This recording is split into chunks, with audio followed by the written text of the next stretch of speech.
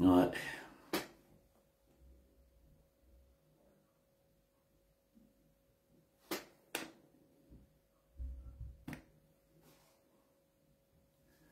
Je sais pas comment on va faire.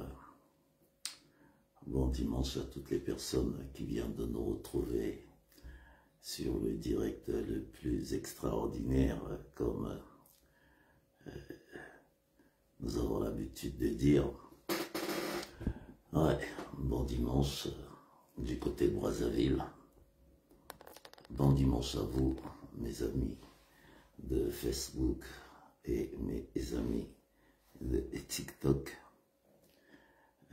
Je vais essayer de préparer un duo exceptionnel entre TikTok et Facebook, le suivre en live.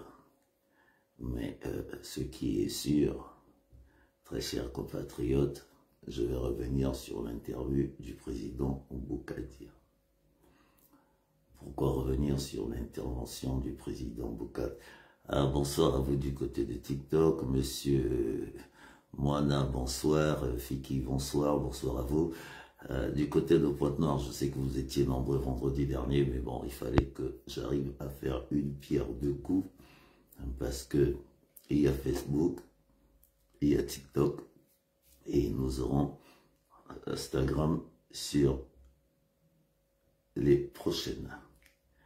Mesdames, Mesdemoiselles, Messieurs, sans plus tarder, nous allons écouter le président Boukadia du côté des Bakacho. Monsieur le président Boukadia, bon dimanche à vous, vous devez être à l'écoute. Il est 14h59, mesdames, mesdemoiselles, messieurs. Interview exceptionnelle, Bobé Baka, président. Monsieur le président Boukadia, bonsoir. Bonsoir, bonsoir monsieur Robert Ibaka. Bienvenue dans Ibaka. Bienvenue dans Ibaka Show, mais je pense que essayez de diminuer l'appareil qui est derrière vous, parce que le retour, j'ai un fort retour derrière moi, monsieur le président. Merci d'avoir accepté mon invitation ce vendredi 8 mars. Mais vendredi 8 mars, on nous a toujours dit, c'est la fête des femmes, la fête de nos mamans. Je préfère transmettre mes salutations les plus sincères à maman Nadine, parce que j'ai vu qu'elle a toujours été là pour vous, surtout que nous l'avons découvert juste après votre arrestation. Monsieur le Président, en tout cas, merci encore une fois d'avoir accepté mon invitation.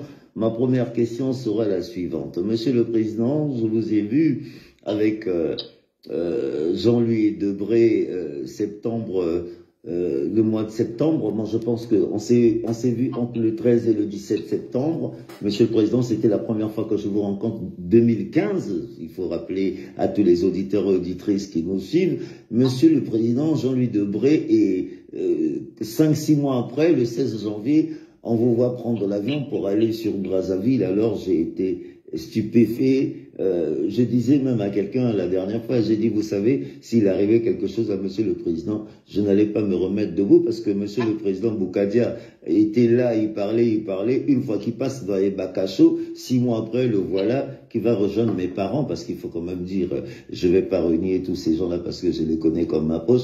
Monsieur le président, merci d'avoir accepté mon invitation. Jean-Louis Debré vient de nous quitter, qui repose en paix. C'était Jean-Louis Debré, oui, effectivement, j'aimais beaucoup, parce que ça, c'est l'école de Chirac. Nous avons suivi la politique française. Qu'est-ce que vous pouvez nous dire sur Jean-Louis Debré, monsieur le président, avant que nous rentrons dans l'actualité congolaise? Merci d'avoir accepté mon invitation, et encore une fois, bienvenue dans Ibaka Show. Écoutez,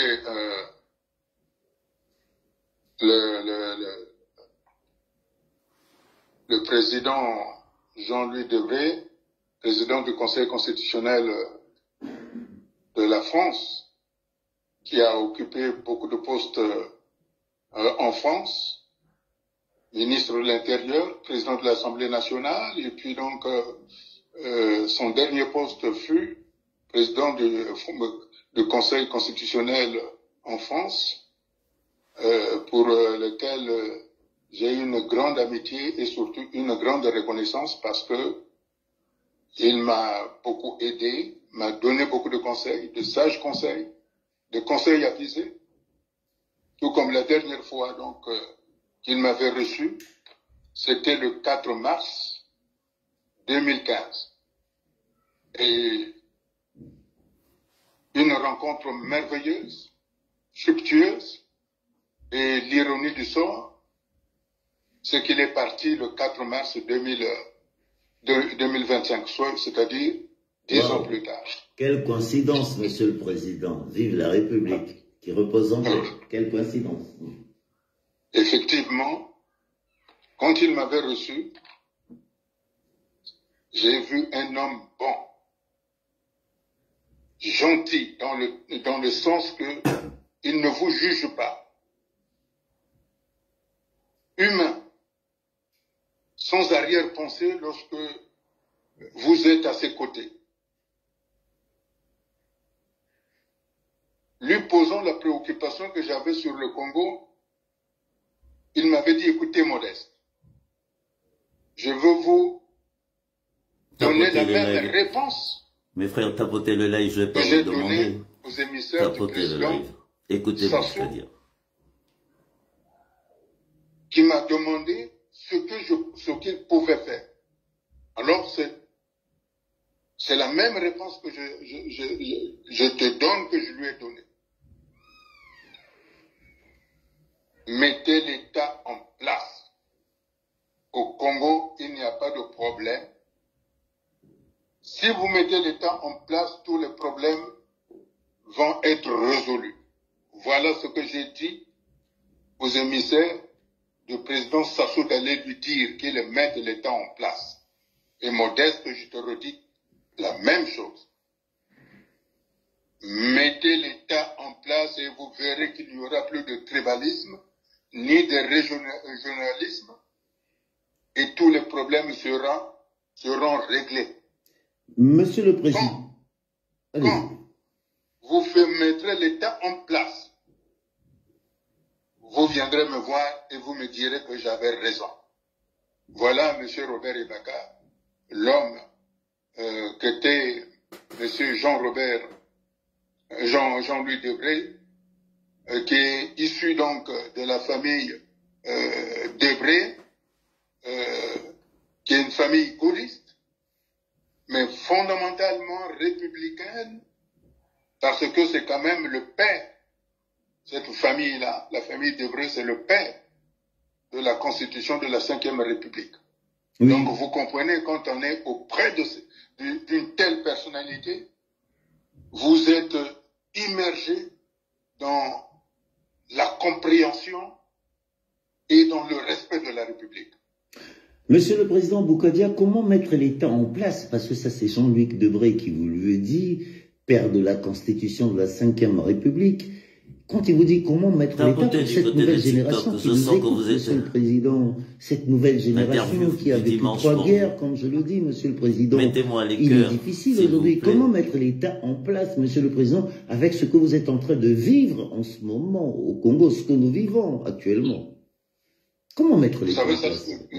La mise en place d'un État, c'est la volonté des politiques. C'est une volonté essentiellement politique.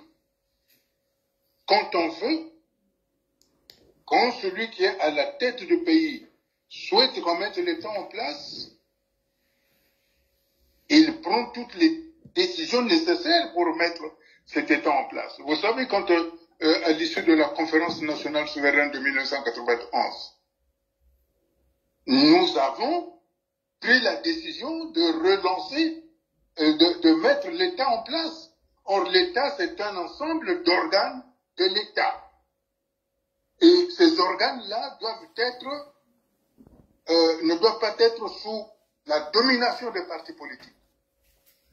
Quand ces organes ne sont pas partisans, alors un pays fonctionne normalement.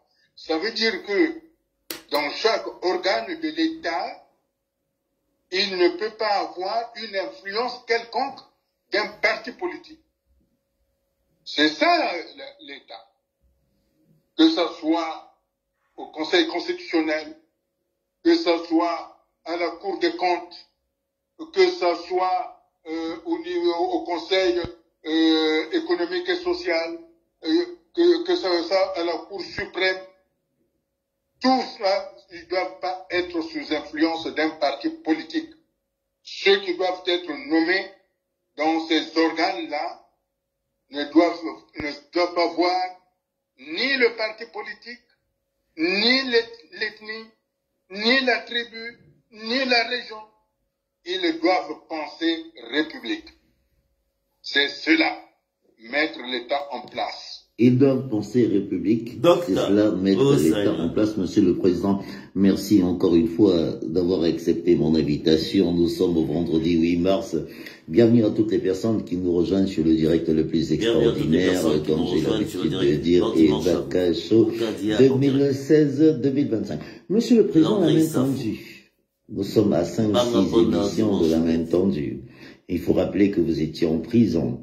Quand vous êtes sorti de prison, Monsieur le Président, nous avons vu comment il y a eu beaucoup de gens qui sont venus vous entourer. Mais ce qui m'a surpris, c'est que entre le discours que vous avez eu entre les années 2015, 2014, 2013, et vous revenez sur la main tendue au président Sassou. Vous m'avez même dit, Bob, il n'y a que moi qui peux sauver votre père. Vous me l'avez dit. Bob, il n'y a que moi. Bien sûr. Et il n'y a que moi qui peux sauver votre père. J'en parlerai, je parle de mon père aujourd'hui parce que je vais vous le dire, hein, Monsieur le Président. J'ai eu le président Sassou en direct au téléphone, mais j'en parlerai à la fin de l'émission. Monsieur le Président, qu'est-ce que vous avez voulu dire par là, s'il vous plaît? Vous savez, au-delà de ce qu'un homme public, un homme politique, un responsable politique subit, la préoccupation essentielle, c'est le pays et le peuple. Et donc, malgré les épreuves difficiles que j'ai subies, il m'a paru nécessaire que pour asseoir le pays, il faut parler avec tout le monde.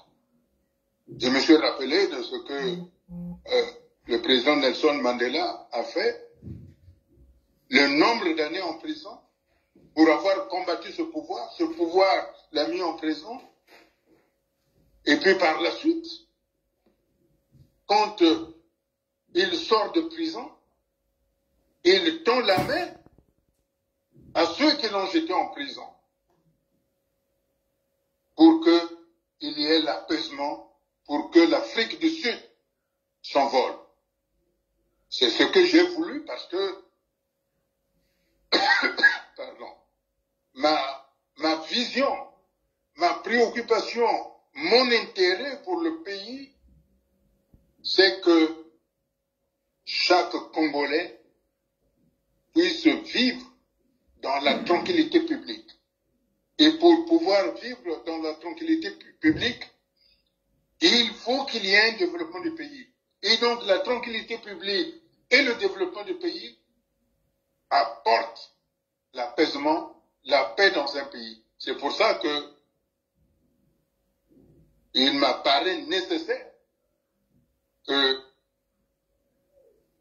je tende la main à Denis Sassou Nguesso. C'est ce que j'ai dit partout, que ce soit au niveau des Nations Unies où j'avais été reçu, que ce soit à la Maison Blanche lors du premier mandat du président Donald Trump, que ce soit à l'Union européenne, où j'étais avec des Congolais qui ont dit qui ont entendu que je voulais faire la politique qui a été menée en Afrique du Sud, c'est-à-dire celle de la main tendue. Que je n'étais pas là pour juger qui que ce soit, mais que j'étais là pour apporter des solutions politiques. Et la solution politique passe toujours par la main tendue pour qu'il y ait l'apaisement. Oui, mais monsieur le président, le PCT prenne cette main, tant mieux. Que le PCT refuse de ne pas prendre cette main, ça ne regarde que le PCT, parce que réellement, quand vous êtes pour la paix et le développement et le respect de la population, toutes les voies qui mènent à cette issue-là sont prises en considération. Maintenant, si le PCT, au bout de 50 ans de pouvoir, dont on connaît les résultats, dont on connaît le bilan, qui est un échec patent, ne veut pas prendre cette main, cela regarde de la responsabilité du PCT. Mais ce n'est pas de ma responsabilité. J'ai fait ce qu'il me fallait, je fais ce qu'il faut pour que le Congo, pour que les Congolaises et les Congolais aient eu un niveau de vie autre que celui que leur propose le PCT, à savoir la misère, la pauvreté chronique. Monsieur le Président, avant de revenir sur 2013, Monsieur le Président, vous étiez allé aux États-Unis, je me rappelle en 2016, vous avez été reçu par le gouvernement américain. Je pense même que le secrétaire général de Donald Trump, l'arrivée de Donald Trump, Monsieur le Président, pour ceux qui veulent comprendre un tout petit peu la politique américaine, parce que les gens ne comprennent plus rien, je ne vais pas venir dessus parce qu'on va parler du Congo, mais l'arrivée de Donald Trump, Monsieur le Président, toutes ces grosses signatures que Monsieur le Président Donald Trump, il a coupé aujourd'hui, comment dire, les vivres africaines qu'on a l'habitude de, parce qu'il faut dire que l'Afrique aujourd'hui ne vit que de par l'État. On entend que l'Union européenne nous donne de l'argent, les Américains nous donnent de l'argent. Donald Trump aujourd'hui est venu taper. Qu'est-ce que vous pouvez nous dire rapidement, Monsieur le Président, sur Donald Trump, s'il vous plaît? Vous savez, c'est pas la première fois que je suis reçu aux États-Unis. Tapotez le live, les gars, tapotez le live, Monsieur le Président, vous part du côté de TikTok. Bill Clinton, bon, j'avais été aussi reçu à un très haut niveau. C'était au moment où c'était Madame Albright qui était le secrétaire d'État qui m'avait bien reçu, très bien reçu. Quand je suis rentré dans l'avion, elle m'avait fait diligenter un cadeau au nom des États-Unis d'Amérique.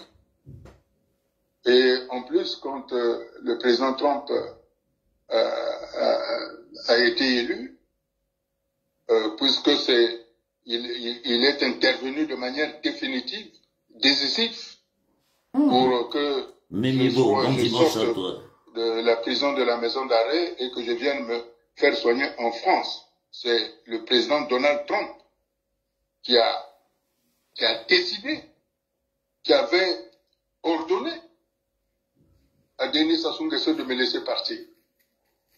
S'il ne me laissait pas partir, et ça je le cite, Denis Sassou Nguesso devrait dégager. Donc, c'est une parole, comme je l'ai dit pour le président, l'ancien président du Conseil constitutionnel, Jean-Louis Debré, c'est quelqu'un, quand il dit quelque chose, il le fait. Et donc, en 2018, après que je me sens... Je voulais m'arrêter sur ce passage-là. Vous avez bien compris ce que le président Modeste Boukadi est en train de dire. Il est sorti de prison parce que la diplomatie américaine a intervenu dans sa sortie de prison. Ça, c'est un passage que j'ai retenu parce que quand il est sorti de prison, j'ai vu comment il a été tapé dessus. J'ai vu comment on l'a traité de tous les noms. Qu'il a été corrompu par le pouvoir de Brazzaville en Pila. Écoutez ce témoignage poignant du président Boukadia. Nous sommes en 2025 pour que nous comprenions les choses. Nous ne pouvons pas continuer à jouer comme ça. En tout cas vous, parce que moi personnellement j'en ai rien à cirer. Je pense que nous avons atteint un âge aujourd'hui où ce que si nous ne parlons plus de paix, finalement, je pense que je suis assez bien placé pour savoir ce qui s'est passé dans ce pays. Donc je voulais m'arrêter de ce passage quand le président Boukadi est en train de dire « Oui, je suis sorti de prison ». C'est le président Donald Trump qui a appelé. Et oui, ça je le savais. Mais comme Binoba Congolais, Boramote Mali, Kounia, Mote Papa, qui se passe à nous Simbate. Écoutons le président Boukadia. Qui, en bonne santé, je suis allé le remercier directement aux États-Unis, où j'ai été reçu, très bien reçu, à la Maison-Blanche, au Congrès, et dans les différentes agences fédérales américaines et dans les différents ministères. Et donc, c'est vrai, c'est un politique atypique. D'ailleurs, tout comme moi-même, je suis un politique atypique. Politique atypique. Puisqu'au départ, moi, je suis un scientifique. Ah, j'ai fait des études scientifiques de neurophysiologie à Orsay, et puis j'ai fait de l'endocrinologie à l'université Paul Sabatier de Toulouse. Donc, je suis un atypique. Mais, j'étais à Toulouse, où il y a eu Pascal Lissouba, qui était à Toulouse, Ernest Ndala, qui était à Toulouse, Ambroise Noumazala, qui était à Toulouse. Donc, quelque part, tous ceux que je cite, c'est des scientifiques. Hein. Les scientifiques qui ont fait de la politique au Congo proviennent de Toulouse. Donc, quand je fais de la politique, je fais une politique basée sur la réalité de ce que je souhaite faire, parce qu'un scientifique est objectif. Quand je propose pour le Congo de mettre en place l'autre politique qui consiste à créer de l'emploi, à créer des entreprises, à apporter la paix, à unir les Congolais, ce n'est pas comme l'espérance, la nouvelle espérance ou l'émergence.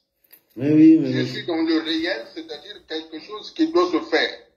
Parce que si on souhaite que le Congo retrouve sa place, il faut que nous créions de la richesse nationale.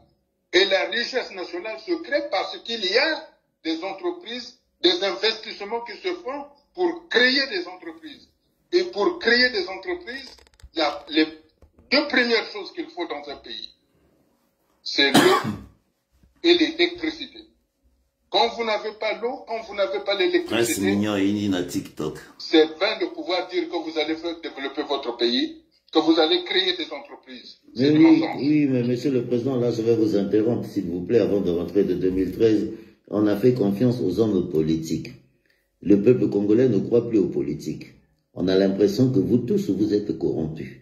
On parlait même de vous, Monsieur le Président Boukadia. On vous a mis dans des histoires à bracatabresse, que toute la classe politique congolaise est corrompue. C'est peut-être pour ça que nous avançons plus.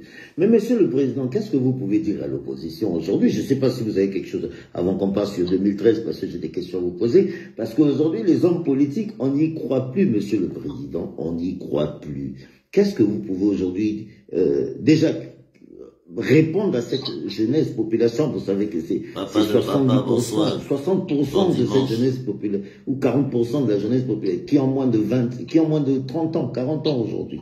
Monsieur le Président, qu'est-ce que vous pouvez lui répondre? Parce qu'ils ne croient plus en vous, Monsieur le Président. Vous, les politiques. Enfin, nous, puisque nous vous avons accompagné, Monsieur le Président. Qu'est-ce que vous pouvez leur dire? Oui, c'est vrai. C'est vrai que les hommes et les femmes politiques congolais ont montré une piètre opinion au niveau du peuple. Que le peuple, tapoté pour le live, lui a demandé d'être présent, par exemple, 300 personnes déjà. Nous avons atteint 500. En 2015, je crois, il avait répondu. Il avait répondu présent. Malheureusement, les politiques n'ont pas suivi. Et il est tout à fait normal qu'il se détourne un petit peu. Mais c'est aussi une erreur pour la jeunesse qui pense que tous les politiques sont corrompus. Effectivement, comme on dit, c'est la faute à tout le monde. Mais dans ce tout le monde-là, il y a des particuliers. C'est pour ça que c'est comme la responsabilité. La responsabilité ne peut pas, au niveau national, ne peut pas être collective. La responsabilité doit être individuelle.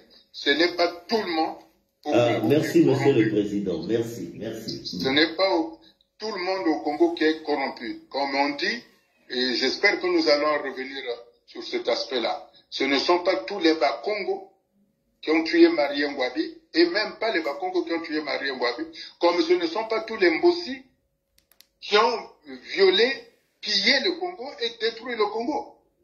Tapotez pour Donc, eux, dire les que frères, tous les tapotez politiques pour sont eux, corrompus, s'il vous plaît. je crois Premier que dimanche. c'est une erreur de la population parce qu'en même temps, ils ne peuvent plus faire confiance à ceux qui peuvent les amener vers l'autre rythme afin d'avoir quelque chose d'extraordinaire de notre pays, offrir un Congo nouveau pour la nouvelle génération. Moi, je pense que la jeunesse congolaise doit se ressaisir parce que c'est le monde de demain que nous sommes en train, qui est à notre portée, que nous devons, sur lequel nous devons nous appuyer pour pouvoir aller de l'autre côté. Voilà ce que je dis. Donc, j'ai toujours dit ceci. Il y a une erreur souvent que l'on fait au Congo. Au Congo, en principe, il n'y a pas d'opposant. Parce que pour avoir une opposition, il faut qu'il y ait eu d'abord des élections libres et transparentes. Il y a eu une opposition et un pouvoir élu à l'issue de la conférence nationale souveraine de 1991 lorsque le président Lissouba a été élu président. C'est le président Modeste Moukadia Perle. L'UPADES a eu la majorité à l'Assemblée nationale. À ce moment-là, il y a eu un pouvoir majoritaire et une opposition. Mais dès lors où il y a eu un coup d'État, on ne peut plus se prévaloir de dire que je suis opposant. Je vais développer tout ça juste après. On est contre le coup d'État. Très pertinent. Ce sont des forces qui ne sont pas pour le coup d'État. Or, si vous acceptez que vous êtes de l'opposition, alors vous validez le pouvoir issu du coup d'État. C'est pour ça que nous avons, en ce qui nous concerne, le CDRC, nous avons toujours dit que nous sommes de l'autre politique. L'autre politique qui ne cautionne pas le coup d'État, mais l'autre politique qui va apporter des investissements, qui va créer des entreprises, qui va mettre en place les structures nécessaires pour pouvoir amener le Congo vers une république, vers la république, et in fine, beaucoup plus tard, lorsque nous mettrons en place l'union nationale, aller vers la nation. Et il faut que l'autre politique veut dire ne plus penser que Larry, ne plus penser Bembe, ne plus penser Vili, ne plus penser Kukuya, ne plus penser Mbeti, ne plus penser Mbossi, ne plus penser Makwa. Être ça, mais penser République, penser Congolais. Il faut qu'on arrive à ce que nous soyons des Congolais. Jusqu'à présent, nous ne sommes pas des Congolais. Nous disons que nous sommes Congolais parce qu'on a des peuples. Mais dans notre comportement, on agit plutôt en Lari, en Bembe, en Teke, en Kukuya, en Makwa, en Katanga. Voilà la difficulté dans laquelle on se trouve et le PCT a accentué cette situation-là. Eh oui, l'ethnicité, comme disait mon frère, un de mes frères, que j'ai parlé de l'ethnicité, Monsieur le Président va revenir.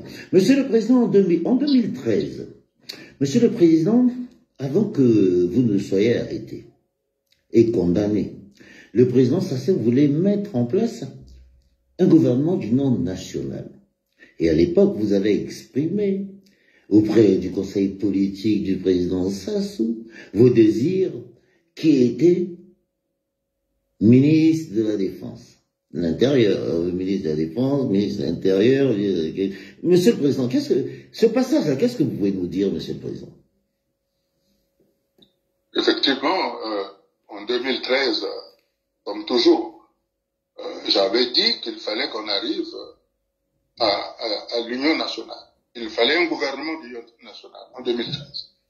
Et d'ailleurs, à cette époque-là, M. Sassou était tout à fait d'accord puisqu'il avait fait son discours sur l'état de la nation de 15 août, qu'il fallait aller vers le Mbongi, vers le Kanza. C'est là où j'avais compris pour la première fois que Mbongi voulait dire Kanza en Bouchi. C'est un mot que je connais. Et il était donc d'accord. Il avait sollicité un certain nombre, il avait déjà discuté avec un certain nombre de responsables, dont Mathias Nzong et Madame Claudine Mounag.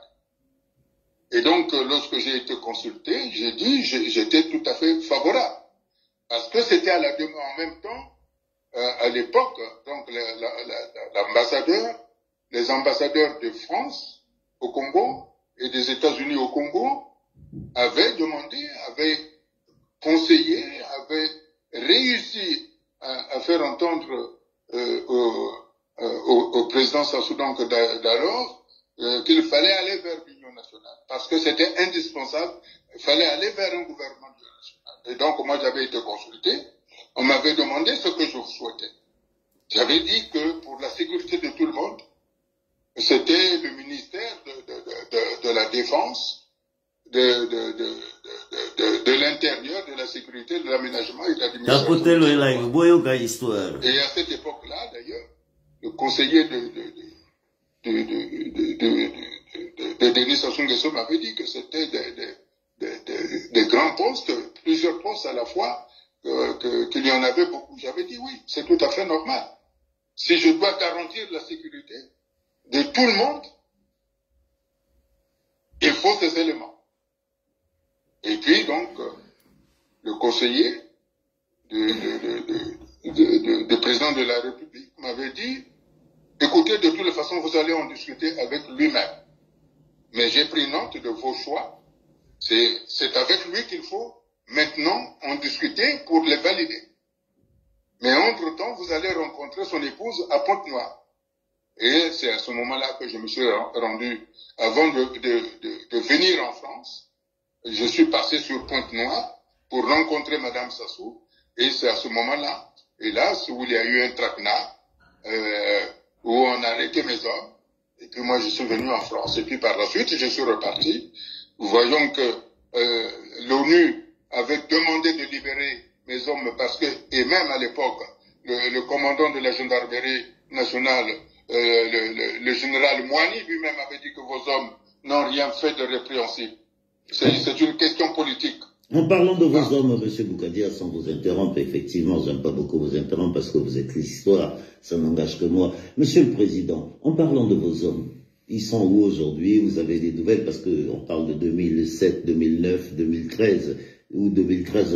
Et expliquez-nous un tout petit peu vos hommes. Non, les 28 membres du bureau politique du CDC qui avaient été arrêtés ont été libérés. Ils ont fait jusqu'à 7 ans de prison.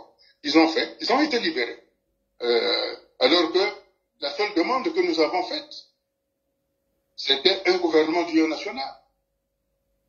Ils ont, comme à l'accoutumée, ils ont transformé la demande de l'Union nationale. Et vous savez quelles armes on voulait faire? Il y a eu l'atteinte à la sécurité d'État. Vous savez quel type d'armes? Des pancartes sur lesquelles c'était écrit « Carton rouge égale démission du gouvernement ». Voilà les armes qu'ils ont saisies en disant « Voilà, ce sont les armes pour abattre le régime ». Des pancartes, carton rouge égale démission du gouvernement, qu'ils ont transformé en atteinte à la sûreté de l'État. Donc vous comprenez que, alors que dans tous les pays du monde,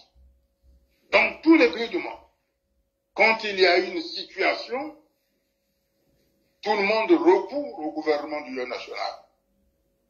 C'est pour ça que j'ai toujours dit qu'au Congo, pour mettre en place un gouvernement d'union nationale, il faut mettre d'abord tout le monde, ceux qui vont participer à ce gouvernement-là en prison. Parce que demander un gouvernement d'union nationale au Congo, ça devient un délit. C'est un délit de vouloir demander un gouvernement d'union nationale.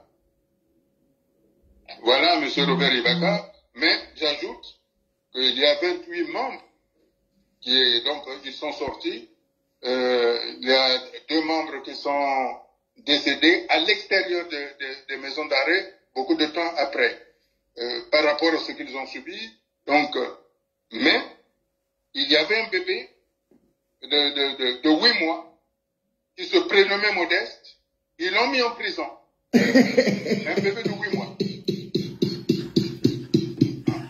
Il était mis en prison. Tapotez-moi le live, les gars, tapotez-moi le live. Je m'excuse. À la prison de la gendarmerie comme 4 de Pointe-Noire. Je suis désolé, excusez-moi, monsieur le président. Donc, vous comprenez que... Je comprends, je rigole parce que je connais mon pays, je sais de quoi ils sont capables. Je suis né dans une école de donc, police. vous comprenez pourquoi je disais que pour avoir la sécurité, vaut mieux que cette sécurité-là soit avec quelqu'un qui n'a jamais fait la guerre. Je vais vous donner un exemple. Imaginons aujourd'hui que je ne le souhaite pas. Franck Gonziri, bon dimanche, grand frère. Je ne souhaite pas à Denis Sassou Nguesso qu'il disparaisse et que c'est quelqu'un autour de lui qui prend le pouvoir. Qu'est-ce qu'il va faire? Non seulement il va sécuriser les biens qu'ils ont volés, mais il sera obligé de nettoyer autour de lui pour qu'il ait la paix. Parce que s'il ne nettoie pas, je pense que tout le monde comprend quand je dis qu'il va nettoyer. Hein? S'il ne nettoie pas, il ne pourra pas avoir l'envergure de contrôler tout le monde. Donc, celui qui va remplacer Denis Sassou Nguesso sera obligé d'éliminer les membres de son entourage. Hein? Que ce soit du côté des enfants. Si les enfants prennent, ils seront obligés d'éliminer du côté de ceux qui se trouvent du côté de Jean-Dominique Okemba. Si c'est Jean-Dominique Okemba qui prend, il sera obligé d'éliminer chez les autres. Alors, vous comprenez que à ce moment-là, le Congo ne connaîtra jamais de paix. Mais comment faire pour éviter ce désordre? Parce que, monsieur le président, moi je vais parler en profondeur aujourd'hui, pour vous dire, hein, pour vous le dire déjà tout de suite, j'ai parlé au président Sassou il n'y a pas longtemps. Mais monsieur le président, comment sortir de ce désordre? Parce que je vais revenir dessus à la fin, monsieur le président. Mais nous allons comme terminer notre interview parce que c'est profond ce que vous êtes en train de dire, parce que c'est désordre. Mais bon, moi j'ai eu, de toutes les façons, j'ai toujours dit d'où je venais. Tout le monde, vous savez, la première fois que vous m'avez reçu, c'est parce que vous savez très bien, vous m'avez appelé Jean-Robert, monsieur le président. Si vous m'avez appelé Jean-Robert, c'est parce que vous savez que je suis Nambila dans les bras de Sassou. Merci, monsieur le président, de m'avoir fait confiance, monsieur le président. Maintenant, comment sortir de ce désordre, de ce combat, ce désordre qui va arriver entre Dominique Okemba et les enfants de Kiki, Sassou et compagnie? Comment sortir de ce désordre, monsieur le président? Écoutez, la solution réside au patriarche. La solution est entre les mains du grand timonier. Hein? La solution est entre les mains de l'empereur. Hein? Si véritablement il souhaite laisser un pays apaisé, ce n'est pas en le poussant là où on veut lui dire il faut aller vers une élection en 2026. Je répète que le PCT est au pouvoir depuis 50 ans. Et en 50 ans, il n'y a rien de probant, de positif dans la gestion du pouvoir du Congo par le PCT.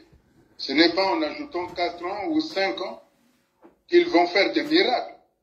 Si toutefois les miracles existent. Moi, je pense que un homme politique, il est capable, et surtout aujourd'hui, dans la mesure où il y a une géopolitique qui est là, qui veut que les pays soient en paix. Guy, soyez les bien Koya, bon Et il faut dimanche. saisir donc Je m'exprime tout à l'heure, Guy. de cette nouvelle dynamique, de cette Bon nouvelle TikTok, bon géopolitique dimanche à vous. qui est en train de mettre en place Ah, mais tapotez aussi pour moi. Botsanga des moi backer. mécanismes Naleliga pour backer, qu'il y ait tout le monde backer, là, on va la TikTok. un commerce.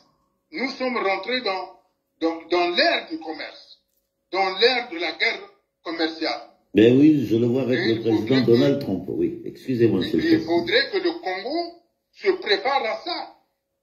C'est pour ça que je ne comprends pas ce que fait Raymond Zéphirem Boulou. Hein, au lieu de penser à la sécurité des Nous populations. allons revenir sur Mboulou, sur tout ce monde tout à l'heure. Monsieur le Président, vous savez, je vous écoute depuis tout à l'heure, Monsieur le Président, mais c'est que le problème, c'est qu'en face de chez nous, à Kinshasa, nous avons un problème. Nous avons un problème. Kinshasa est à l'explosion, il faut dire, parce que quand on prend déjà deux régions comme Goma et Bukavu, dans Kivu, j'ai fait beaucoup d'émissions sur ça, Monsieur le Président. Je sais de quoi je parle.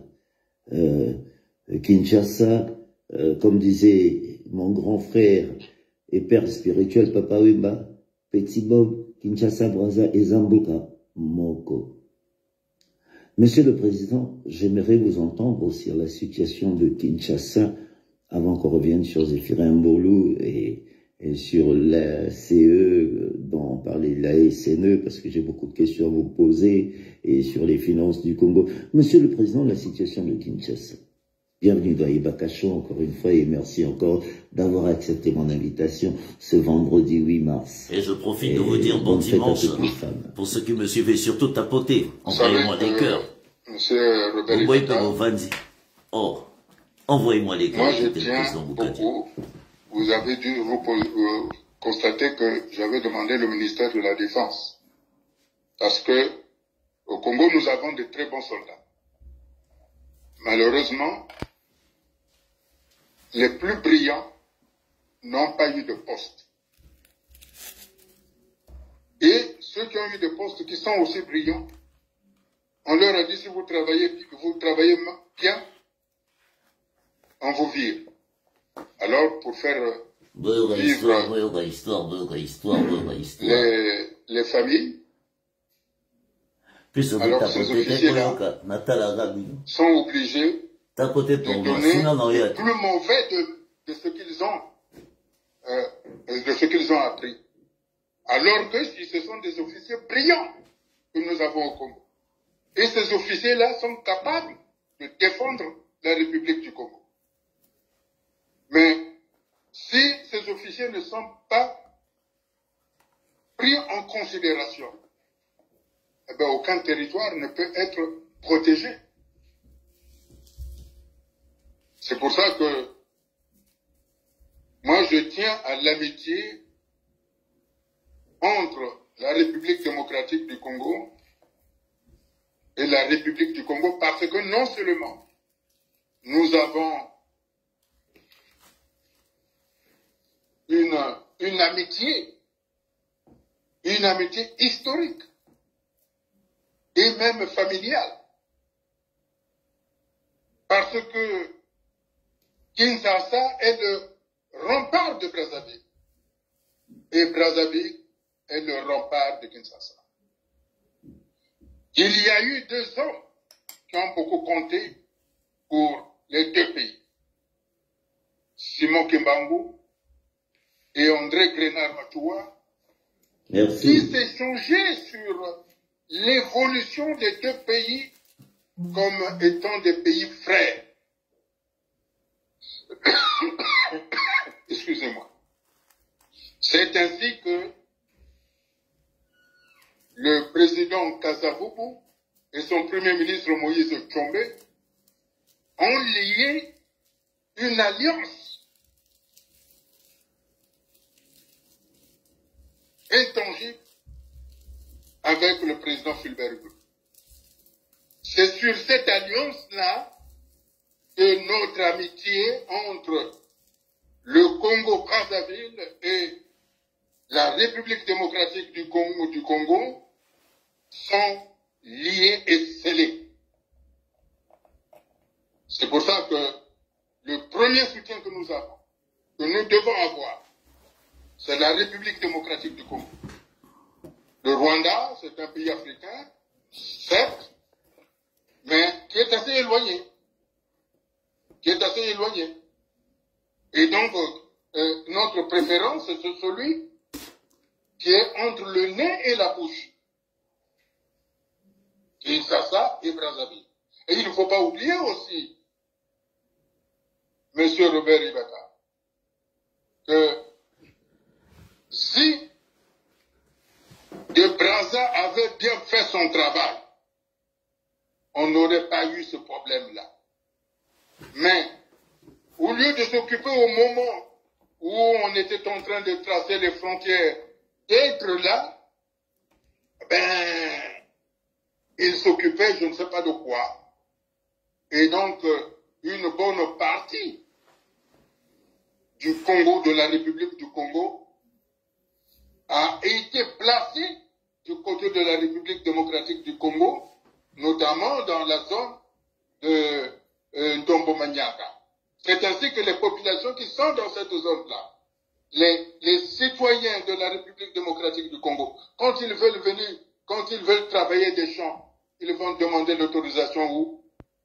Aux chefs de village qui sont en République du Congo. Ça veut dire que les autochtones savent où se trouvent les limites naturelles de ces deux pays. C'est pour ça que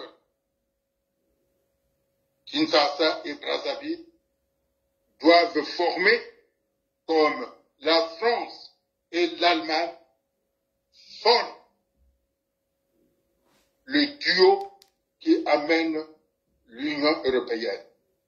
Brazzaville et Kinshasa doivent devenir un axe que personne ne devra bouger. Sur cet axe-là, nous ajoutons Luanda pour qu'il y ait de nouveau la stabilité qu'il y avait au temps de ce qu'on appelait l'UDEAC et où le Congo-Brazzaville s'appelait le pays de transit. C'est ce pays de transit. Le Congo doit retrouver son rôle de pays de transit, c'est-à-dire de stabilité de l'Afrique centrale. C'est pour ça que cette relation entre Brazzaville et Kinshasa ne doit souffrir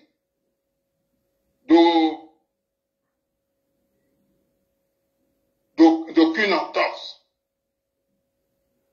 Oui, mais pour des intérêts privés. Les intérêts privés entachent toujours les relations bilatérales. Nous devons consolider les relations entre la République démocratique du Congo et la République du Congo de telle sorte que ces deux pays doivent fonctionner comme s'ils étaient un seul pays. Voilà ce que je peux dire, M. Robert Ibaka. Monsieur le Président... Bon dimanche à vous, à toutes les personnes qui me rejoignent du côté du TikTok. Bon dimanche à vous, à toutes les personnes qui me rejoignent du côté de Facebook. C'est le président Boukadia. Témoignage exceptionnel, mesdames, mesdemoiselles, messieurs. Mais du côté du TikTok, vous savez, c'est la première parce que je suis dans les studios de TikTok. Ça me permet de vérifier un peu tout ce qui se passe sur TikTok. Je ne vais vous demander qu'une chose, c'est pour la première fois dans le studio de direct, je vais vous demander donc à me mettre beaucoup de cœur, hein, si vous pouvez. Hein. Bobo, il peut vous vanzina, aussi n'a bien cœur, botala, bisuka, Nicolas, tout, cœur à pamba, il faut le son abondé là. C'est pour ça dans le bateau, amboga, moroto, doka, peuple mobimba, babo, sabilo, vérité, botala, rabato, écoute ça, et ça, ni botiaka bakeba, j'aime, pour un amboro simba. Boumanga na dzunge, na bani, na tiki Facebook, na koti TikTok. Tout solo, vraiment solo. Indubi na yobo betango, French na beta, English na beta, idéologie na beta. Non, mesdames, mesdemoiselles, messieurs, c'est pour rigoler avec vous. Bon dimanche à vous. Bienvenue à toutes les personnes qui viennent de nous rejoindre du côté du direct le plus extraordinaire, votre animateur Bobby Baka pour vous accompagner. Comme j'ai l'habitude de dire, la première personne doit être ta personne. Ne crains donc personne, le président Boukadia. Et j'attends vos cœurs et j'attends vos âmes, mesdames, mesdemoiselles, messieurs. Alors, Boukadia. Nous avons vu sur la toile qui a explosé pour la première fois de l'histoire, il faut le dire, Monsieur le Président, dans le bureau ovale. Comment analysez-vous, Monsieur le Président, ce qui s'est passé avec le président Trump et le président Zelensky? Parce que le bureau ovale, vous savez, c'est la première fois, de toutes les façons, tous les médias l'ont dit, tous les journalistes l'ont dit. J'aimerais avoir votre analyse un tout petit peu, Monsieur le Président, pour faire comprendre à cette nouvelle génération ce qui se passe réellement, parce que j'ai l'impression, surtout quand je suis le président Macron hier, dans son journal de 20h, Monsieur le Président, qu'est-ce qui se passe? Vous savez, quand vous allez voir ceux qui ont eu la chance, quand vous allez voir Denis Sassou Nguesso dans son bureau, eh ben, c'est lui le chef de maison, hein. Vous écoutez ce qu'il va dire. Il va vous demander qu'est-ce que vous voulez, donc vous allez dire, bon. Eh bien, le président Donald Trump, c'est la même chose. Il était l'hôte, et quand on est l'hôte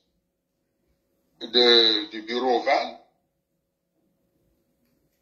on ne contredit pas l'hôte de la maison. C'est comme vous allez quelque part, Monsieur Robert Ibaka, vous êtes invité, on vous reçoit à table, et vous commencez à dire le menu que vous me présentez là n'est pas bon. Quelle va être la réaction de celui que vous avez invité? Hein? Monsieur Robert Ibaka. Oui. Si je viens chez vous, je vous dis, votre nourriture, vous allez me dire, bon, allez au restaurant d'à côté. Je ne veux pas vous voir chez moi. Ah oui, c'est vrai. Ah oui, exact. Vous comprenez? Belle démonstration. C'est vrai que cela c'est dans la politique du président Donald Trump, quelqu'un que j'ai rencontré, donc qui est franc, qui vous regarde droit dans les yeux. Et vous savez, quand il a fait la campagne, quand j'étais en prison,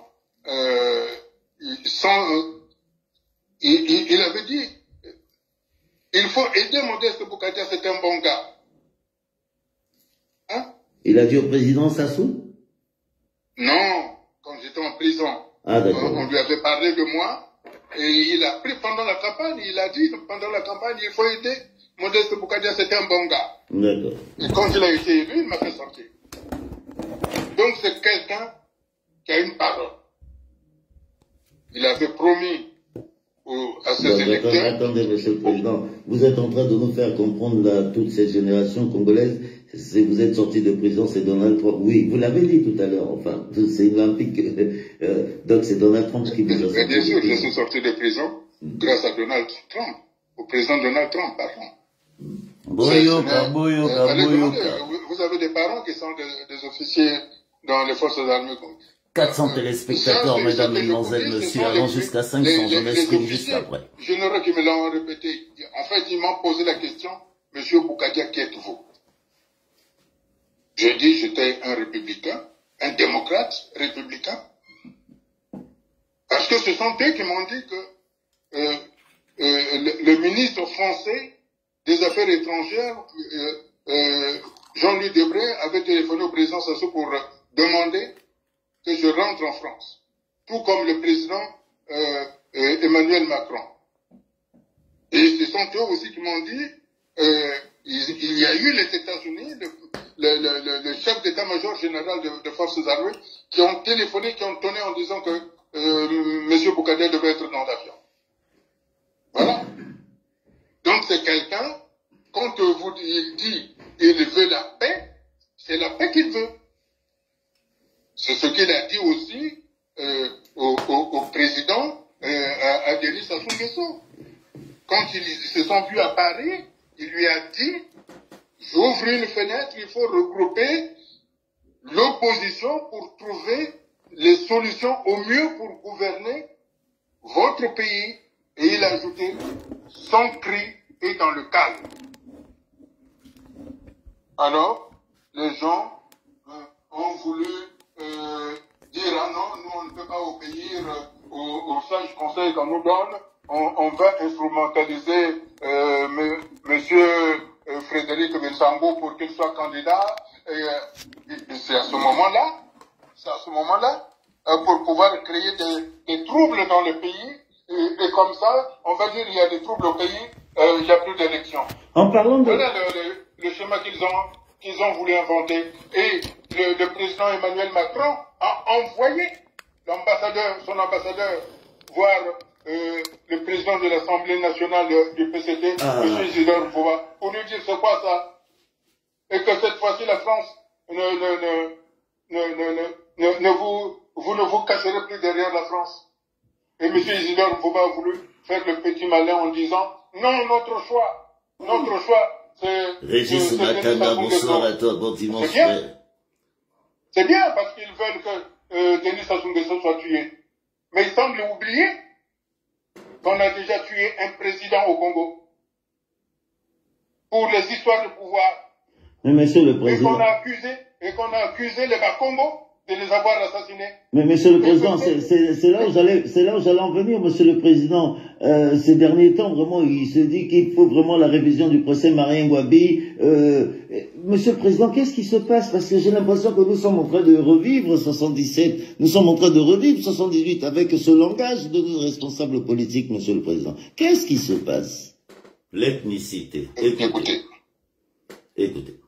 Moi, ce que je souhaite. Et surtout tapoter. C'est que si nous voulons véritablement, que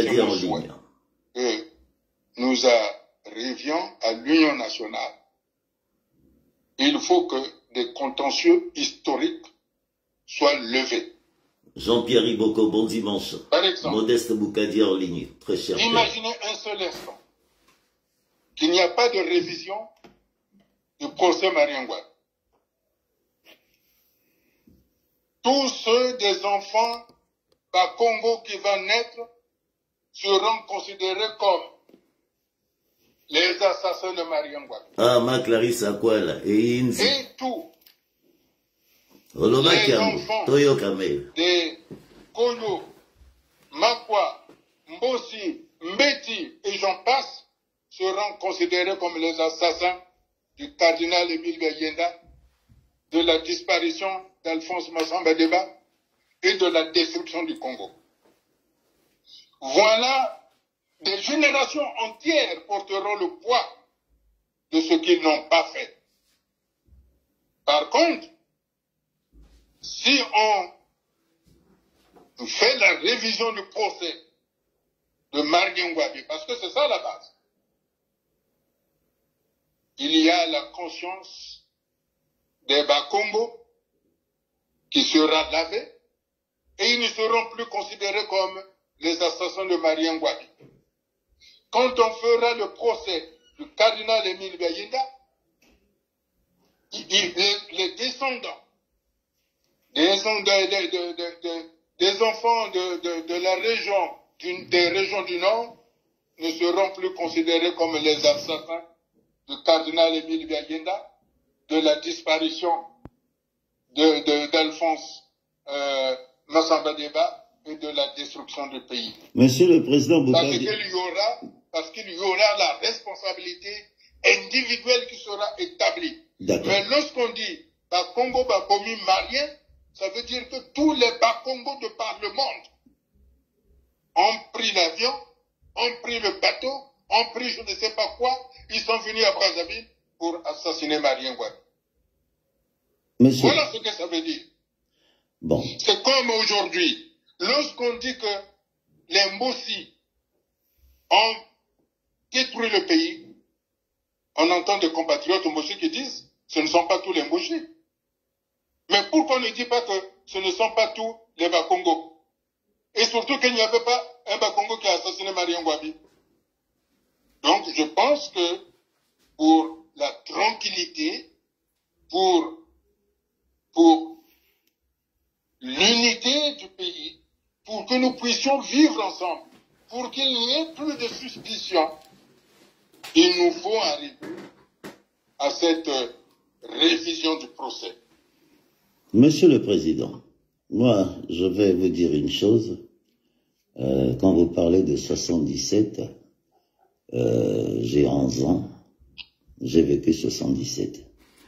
Témoin Jean-Pierre Iboko, il est en ligne. Jean-Pierre Iboko est en ligne. Monsieur le Président, il était là lui aussi. Quand je vous ai rapproché, quand je me suis rapproché de vous... Maintenant, on va se dire les vérités aujourd'hui. C'est pour ça, Monsieur Boukadia, je tiens encore à vous remercier parce que vous m'avez fait confiance. Moi, j'ai vu votre entourage. J'ai vu les gens qui vous ont rapproché. Mais vous savez que j'étais l'enfant de Sassou. Vous savez très bien, quand je venais vers vous, vous saviez, parce que à chaque fois qu'on échangeait, vous me disiez, je ne sais pas si vous vous rappelez, Bob, tu dis à tes pères, à tes parents. Monsieur le Président, moi je vais vous confier une chose, puisque vous avez parlé de 77. Si je ne vous le dis pas, de toutes les façons ça se saura. Moi j'ai parlé au président Sassou. J'ai un frère qui est à ses côtés, qui me l'a passé. J'ai échangé avec mon père, parce que si je ne dis pas que c'est mon père, ça veut dire que je mens à la République et je vous mens. Monsieur le Président, 77, quand vous parliez de 77, j'étais là. J'ai vu ce qui s'est passé le 5 février. Mais, Monsieur le Président, notre génération a vécu tellement cette souffrance, cette douleur, la souffrance, la douleur, Bakongo Babomingwabi. C'est là, c'est pour ça que je connais ce cri-là. J'ai même la chanson encore dans l'esprit.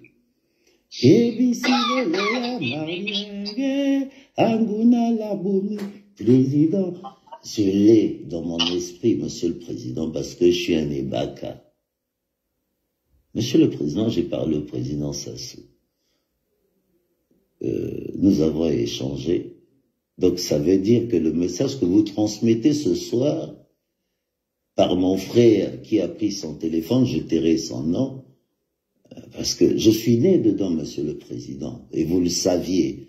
Si vous m'avez accepté, Monsieur le Président, parce que vous saviez que... RKGC, je suis l'enfant de Sassou, et surtout le fils de Jean-Michel que vous avez connu, qui est votre frère. Absolument. C'est quelqu'un que j'estimais et que je continue d'estimer beaucoup parce que c'était un homme bon. Et d'ailleurs, je me souviens ce qu'il vous avait dit quand j'étais en prison. Hein? Et non, vous savez... Avant de continuer, bana merina na lobana lingala bino bosara na mbogana. Moi j'ai vu comment j'ai été torpillé. Bobé Baka, espion, Bobé Baka, envoyé par le président, Bobé Baka, envoyé, il travaille, bois. Motema Likunya na bino. C'est parce que le président Boukadia, dès qu'il est sorti de prison, il m'a fait confiance. Et nous avons lutté, lui et moi. Il vient de vous le dire. C'est Donald Trump qui l'a sorti de prison. Vous, ses propres paroles, Congo, vous l'avez traité de tous les noms, espion, vendu, ça. C'est pour ça que nous sommes dans le désordre. C'est pour ça souvent je dis que nous sommes un psychologue, Boningana na mutu. Boningana. Bomita la comportement banamé. Le temps qu'on a perdu. Boukadia s'est levé. Il a pris son avion, il est parti, j'ai vu, j'ai suivi. Personne ne peut me parler de Boukadia parmi vous tous là. Le Boukadia que j'ai connu en 2015 à aujourd'hui. Et nous échangeons tous les matins. Et j'ai dit, il faut s'asseoir. 3 ans. J'ai pris le temps de le transmettre. Et oui, j'ai eu quelqu'un qui est à côté du président, qui me l'a passé. Le président ne m'a pas oublié. Nous avons échangé. Et je lui parle de Boukadia. Oui, nous allons atteindre l'objectif de s'asseoir et de parler. Il faut parler. Parce que le prochain désordre qui va arriver, déjà vous êtes incapable d'assumer de la sécurité des enfants à coups de machette. Beaucoup ouvrent leur grande gueule ici, là, très loin. Vous savez ce que ces enfants-là vivent là-bas sur place? Le désordre. 3 guerres sans psychologue. Bon, quel moment là-bas, docteur de temps en temps, ça bien. Moment là-bas, docteur. Au peuple indingue, quand vous voulez nous emmener où? Oui, Boukadia est en prison. 3 ans de maison d'arrêt dans les conditions les plus difficiles. Mais aujourd'hui, il sort, il tend la main aux gens qui l'ont jeté en prison. Et il vient de le dire, c'est Donald Trump en personne qui l'a sorti de prison. Et j'y crois parce que j'ai vu. Modeste Boukadia dans les Bakacho. Je reviens vers vous après. Moi, je retiens une chose de Denis Sassou Nguesso. Quand, en 1979, au sommet de la francophonie, au Canada, il avait dit une phrase capitale. Une phrase capitale. Tous les cadavres qui sont dans mon placard ne sont pas les miens.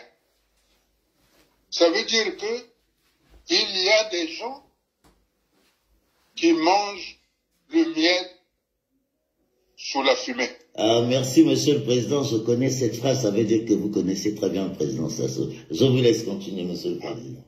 Donc, quand Raymond Zéphirin Mboulou, là, qui agace tout le monde, qui veut qu'il faut donner les actes de naissance à tout moment, que le parti politique doit constamment aller déposer les dossiers, comme s'il n'avait rien à faire, et qu'il s'ennuie dans son bureau, et bien il se lève, il dit, bon, allez, apportez-moi les justificatifs de vos déclarations de parti. Lui, quand son père et sa maman l'ont mis au monde, quand ils l'ont déclaré, chaque fois, on va déclarer sa naissance. Hein? Je lui ai envoyé une lettre aujourd'hui. Je lui ai demandé, est-ce que au moins il fait son travail de ministre de l'Intérieur, c'est-à-dire d'assurer la sécurité des gens. Hein? Alors, s'il n'a rien, s'il s'ennuie, mais qu'il fasse des enquêtes sur ce qui s'est passé au commissariat de Mikalou. Quand on a voulu tuer des jeunes gens parce qu'ils étaient laris, donc des ninjas. Hein? Quand Jean-François Ndengue a menacé de tuer ces jeunes laris-là. Hein? Et quand il a ordonné à des officiers Téké, heureusement que ces Téké-là ont refusé. On dit non, si le président l'approche, il va nous tuer. C'est là où j'ai dit qu'il y a des officiers courageux.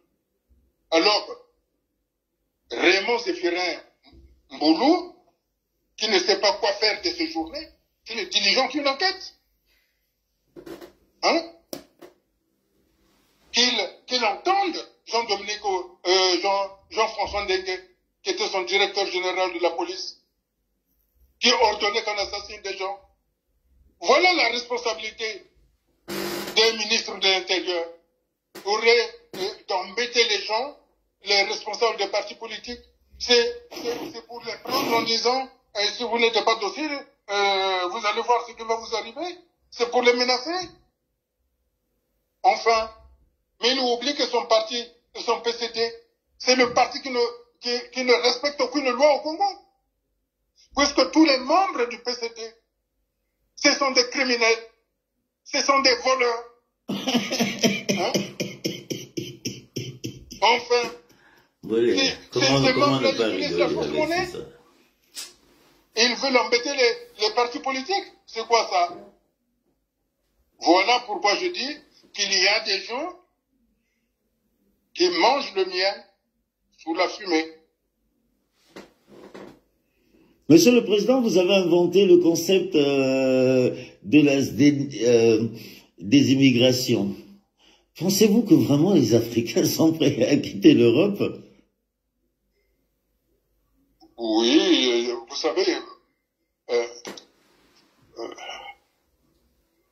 la désimmigration,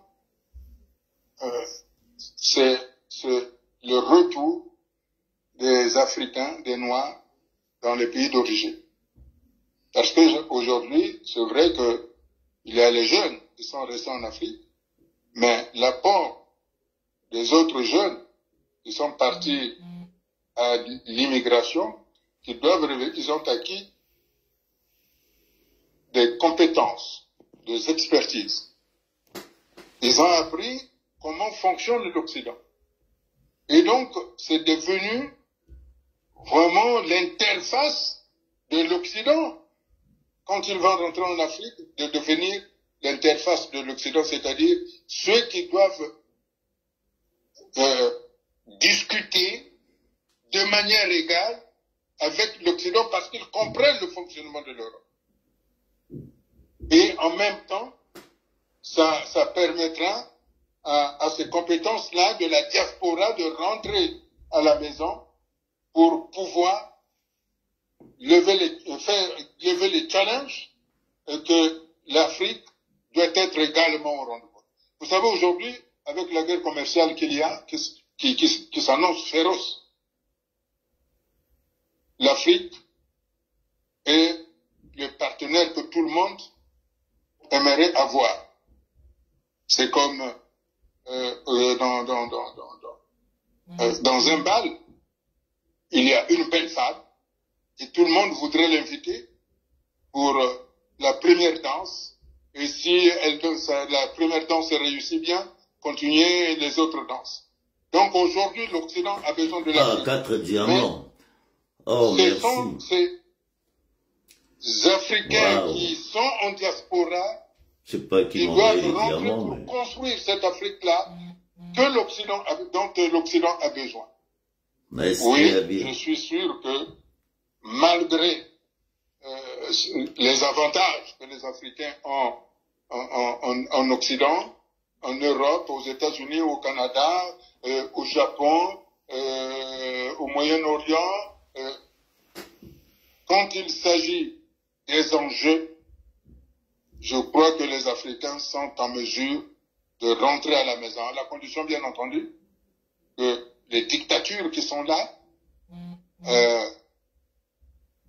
s'effacent. Maintenant, il y a des pays qui ont bâti leur politique interne, nationale, sur l'immigration, en train de dire « Ah non, c'est l'immigration qui nous empêche d'être performants », mais qui entretiennent quand même les dictatures en Afrique. Donc ça, il faudrait trouver une solution pour que ces dictatures cessent et que... Eh oui, partagez le live, mes frères. Nous atteignons 500 personnes. Partagez le live, on les stream tout à l'heure. C'est que les dictatures qui sont en Afrique n'investissent pas, ne créent pas des entreprises. Donc il n'y a pas d'opportunité pour les jeunes qui sont en Afrique pour pouvoir exprimer leurs talents. Alors qu'est-ce qu'ils font? Eh bien, on les travaille pour qu'ils aillent en Europe.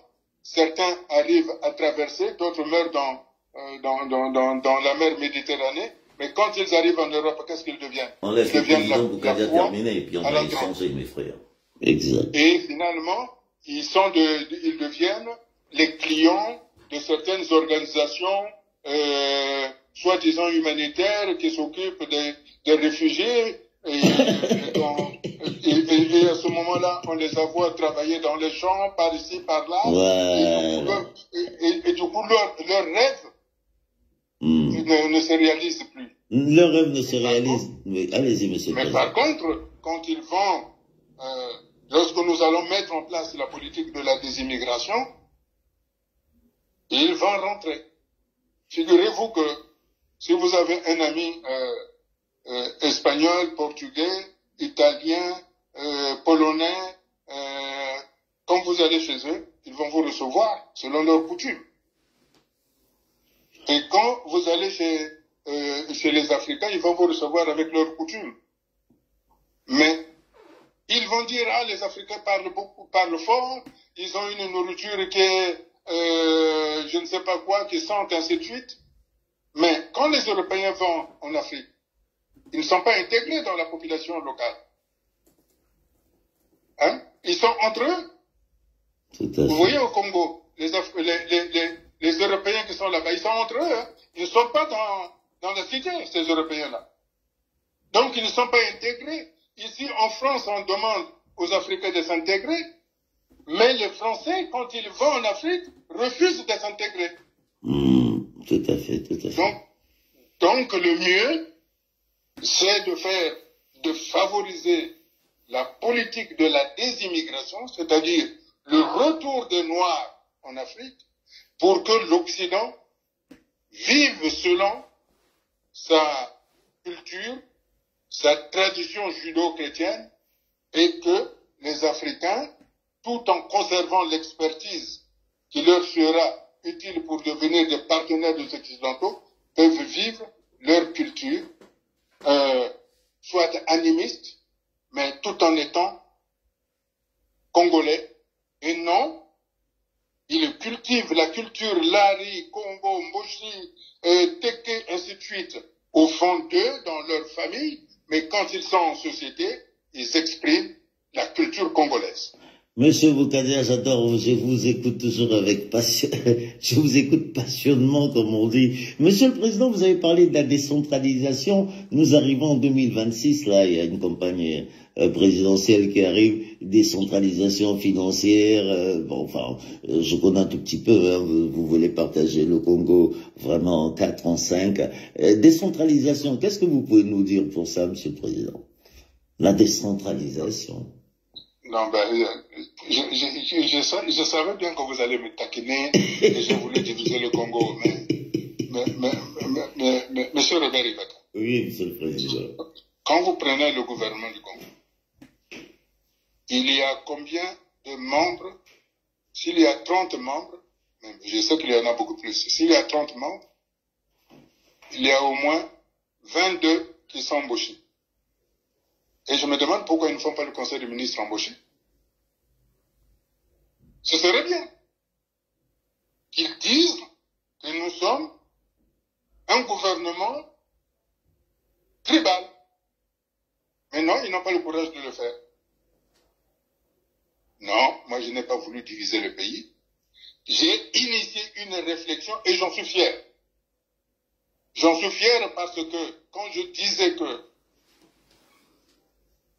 le PCT a mis en place les ingrédients pour que le Congo s'éclate, puisqu'ils s'en est ainsi, ils ne veulent pas l'admettre, alors mettons deux parties distinctes, une partie au nord et une partie au sud. Tout le monde a crié, mais on s'est rendu compte que le Congo était divisé de fait. Regardez quand ils font des manifestations. Moi, j'aurais bien compris que quand ils font des meetings, il y ait d'abord le drapeau du Congo et puis le drapeau du PCT. Mais non. Quand ils font des réunions, il n'y a jamais le drapeau du Congo, il y a le drapeau rouge de la République populaire du Congo. Ça veut dire que le Congo est déjà divisé. Ce n'est pas moi qui le divise. C'est le PCT qui l'a divisé. Parce que ce drapeau de la République populaire du Congo avait été retiré officiellement à la conférence nationale souveraine. Et c'est M. Sassou qui l'avait retiré pour le remplacer par le drapeau de la République du Congo. Or, dans toutes les manifestations officielles du PCT, c'est le drapeau de la République du Congo populaire du Congo qui est là, c'est-à-dire il y a déjà la division du fait du pays. Mais ce que je propose, moi, dans vous avez raison, monsieur Boukadia. Décentralisation administrative et financière. Monsieur Boukadia, vraiment, je suis désolé, je rigole parce qu'au fait, vous avez totalement raison, parce que c'est le président Sassou qui a ramené le drapeau de la République. Puisque vous en parlez là, puisque je me rends compte. Mais vous l'avez vécu comment en ce moment-là, puisque je pense que vous devez être content quand le président Sassou a mis ce drapeau de la République du Congo, monsieur le président, je sais pas où vous étiez, mais vous avez vécu ces moments? Parce que c'est quand vous étiez en train de parler, là, que je suis en train de vivre, au fait, cette histoire. Nous étions jeunes. Bien sûr. Oui. Bien sûr, c'était le combat. Nous avons combattu avec un certain nombre de personnes. Jean-Claude Mayimabemba, Adolphine Malonga, Théodore Malonga, Ekondi Akala. Ça c'est mon père, ça, le vieux Ekondi. Moudileno Masengo et moi-même, nous sommes, avec tant d'autres, nous nous sommes battus. Nous nous sommes battus avec les poignets, capitaine du poignet. Nous nous sommes battus. Mais, monsieur le président, vous voyez, vous citez des gens là, vous étiez mélangés, il n'y avait pas nord-sud là, à ces moments-là. Il n'y avait pas de l'ethnicité comme nous sommes en train de le vivre là. Non. C'est pour ça que je dis, c'est ce PCT qui est venu installer le tribalisme à outrance. Il est venu installer le tribalisme à outrance parce que lorsque en 1992, l'UPADES gagne les élections, au lieu de se dire que j'ai gagné les élections au suffrage universel, c'est-à-dire tous les Congolais, l'UPADES s'est rétréci dans sa zone des 3 palmiers, donc il a introduit le rétrécissement de la République. Et quand le PCT a fait le coup d'État le 5 juin 1997, eh bien, il a continué le processus de l'UPADES. C'est pour ça que j'ai toujours dit que ce que nous vivons, le premier responsable, c'est l'UPADES. Je ne parle pas des populations de la Lekumu, du Niari ou de la Bouenza. Je dis de l'UPADES. Parce que si l'UPADES avait pris les décisions de la conférence nationale souveraine qui disait qu'il fallait installer les organes de l'État, c'est ça ce qui était convenu avant que le président de Souban ne s'installe. Il était convenu que d'abord il fallait mettre les organes de l'État. Mais l'UPADES avait refusé en disant nous avons gagné les élections, on n'a plus besoin de ça. C'est là où l'UPADES a mis le fer dans le fruit. Donc, à la conférence nationale, c'est le président Sassou qui a enlevé le drapeau rouge pour le mettre dans le musée. Et il a pris le drapeau de la République du Congo à la place. Et ce drapeau rouge ne devrait plus exister. Même l'Union soviétique n'a plus ce drapeau de l'époque. Il n'y a que le Congo qui a gardé ce drapeau-là. Donc c'est pour ça que je dis, ce n'est pas Boukadia qui a voulu diviser le pays, c'est le PCT qui l'a divisé. Et ça se voit aujourd'hui. C'est pour ça que je disais, quand vous avez un gouvernement où il y a à peu près 20 membres issus de la même tribu, de la même famille, pourquoi ils ne font pas le conseil du ministre en Moshi? Il faut avoir le courage. Il faut avoir le courage de dire, non, la République, c'est nous les Moshi. Voilà. Les autres n'existent pas. À ce moment-là, les choses sont claires. Mais moi, ce que je propose, par l'Union nationale, c'est l'ensemble de toutes les régions. Et l'ensemble de toutes les régions, c'est l'ensemble de toutes les ethnies, de tous les clans, Voilà, ça c'est la République. Moi, je suis fier quand j'entends parler les gens, même si je ne parle pas bien, mais quand j'entends parler Koyo, je suis heureux. quand j'entends parler, moi aussi je suis heureux. Quand j'étais en prison, il y avait un bossi qui était mis là-bas, on avait parlé, et puis quand il est sorti, il a pleuré. Il a dit, il a refusé, ce n'est pas moi qui dois sortir. C'est le président Bougadia qui doit sortir. Merci. Parce que ce qu'on a dit de lui, c'est faux. Et il m'a dit, si jamais vous faites une campagne, c'est moi qui ferai la campagne à Bunji. Pour vous. Vous comprenez? Donc, moi, ce que je propose dans la décentralisation administrative et financière, parce qu'elle est bénéfique pour le Congo. Parce que ce soit en Europe, que ce soit aux États-Unis, que ce soit en Suisse, que ce soit que ce soit en France, que ce soit en Belgique, il y a la décentralisation. Et quand il y a la décentralisation, alors il y a une compétition qui se fait entre les régions pour savoir qui sera le premier à produire ceci, qui sera ainsi de suite. Il y a une compétition. Et cette compétition amène le pays vers le haut. Voilà pourquoi je propose cette décentralisation administrative et financière. Mais la décentralisation dépend de Mboulou, de Zéphiré Mboulou. Vous avez dit quelque chose de pertinent. Mais pourquoi vous avez dit que Mboulou est en train de mettre Sassou en erreur, qui risque de tuer le président Sassou? C'est fort ce que vous êtes en train de dire là, monsieur. Non, moi je n'ai pas dit Mboulou. Moi j'ai dit ceux qui veulent pousser Denis Sassou Nguesso à aller aux élections présidentielles. Personne n'en veut. Oui, c'est vrai. Personne n'en veut. Pourquoi ils le veulent? Parce qu'ils ont peut-être peur de l'argent qu'ils ont caché. Mais, comme je l'ai déjà dit, cet argent va être saisi. L'argent qu'ils ont caché dans les banques occidentales va être saisi.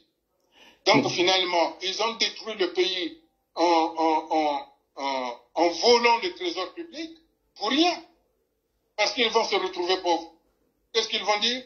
Bon, puisqu'on n'a plus d'argent, nous restons sur place. Monsieur... Moi, je pense que c'est plus intelligent de dire, bon, nous avons pensé bien fait, on a mal fait, les Congolais ne sont pas satisfaits, faisons comme, c'est le vocabulaire des révolutionnaires, faisons table rase. Faisons table rase pour que ceux qui doivent partir partent en paix, pour que on ne leur fasse pas le coup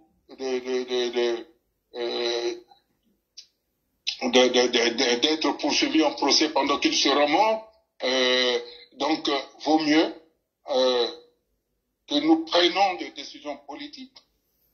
La justice suivra son cours plus tard. Mais aujourd'hui, ce sont les décisions politiques qui s'imposent au Congo pour pouvoir s'en sortir. Et cette décision politique est entre les mains des syndicats et entre les mains des organisations estudiantines, des élèves, de la force publique, d'être aux côtés du peuple. Et à ce moment-là, je crois que le pays va aspirer au changement, à la tranquillité, dans le calme. Vous voyez, je pense que vous avez suivi M. Robert Ibaka. L'ancien président du Sénégal, Macky Sall, oui, était allé se réfugier au Maroc. Au Maroc, aujourd'hui, il est poursuivi. On l'a chassé là-bas, non? Est-ce que c'est bien que Sassou soit chassé là où il va aller se cacher?